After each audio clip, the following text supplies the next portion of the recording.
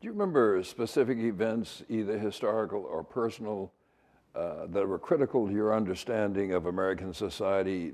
That's to say, even events from the Civil Rights Movement, or events in your neighborhood, or events in your family, things that made you think differently or think more critically about American society and the role you might play in it? Yes, more critically of American society, frankly, just stories about the events surrounding my parents' wedding uh, were transformative in my own thinking, because it made it, your parents, as a child, really they become the most beautiful people you know. They're just everything. And to find out that my father's uncle had driven down to where they were studying in Vermont to officially disown him on behalf of my father's grandfather, to explain to my father that he really did believe that my father loved my mother, but that if life had taught him anything, a man could love many women, and that if he wanted to stay in the family, he needed to get out of love with my mother. um, the to find out that they weren't allowed to get married in my mom's hometown of Baltimore at the family church, St. James Episcopal, but rather they had to get married in Washington, D.C. because it was illegal. And that some people apparently pulled off to the side of the road when the caravan of wedding cars making its way back from D.C. to Baltimore, because they mistake it for a funeral procession. They just weren't used to seeing sort of, whatever, a limo and a bunch of cars and then not be a funeral procession. Or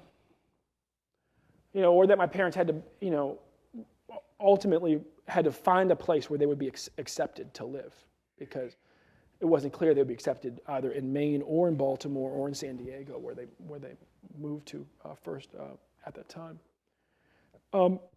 Definitely made discrimination feel very, very personal, and I think more ubiquitous and overwhelming, just all the things that were involved in that, than anything I experienced myself.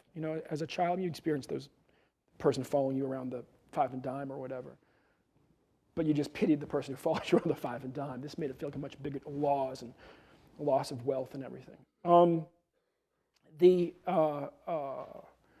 My parents also took me to protests, and they talked to me about protests they were involved in the 1960s. I can remember my mom talking about the experience of making her way down to tent cities in Tennessee, where black farmers had been pushed off of land and sort of made homeless and had to erect tent cities on the farms of blacks who actually owned land, because they had demanded the right to vote, and what it meant to have to hide to evade the Klan to get down there and to get back, bringing them supplies.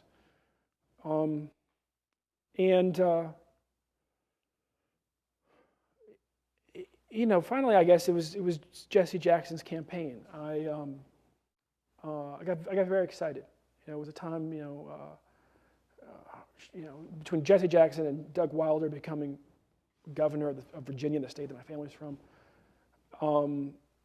that just sort of captured my imagination about what might be possible for my generation and what our cause was. And the experience of being 14 years old and putting together a team of folks who registered thousands of people to vote and helped convince a county to support, that was predominantly not black, white, Latino, and so forth, to embrace Jesse Jackson, took him from 7th in the polls to 2nd in that county.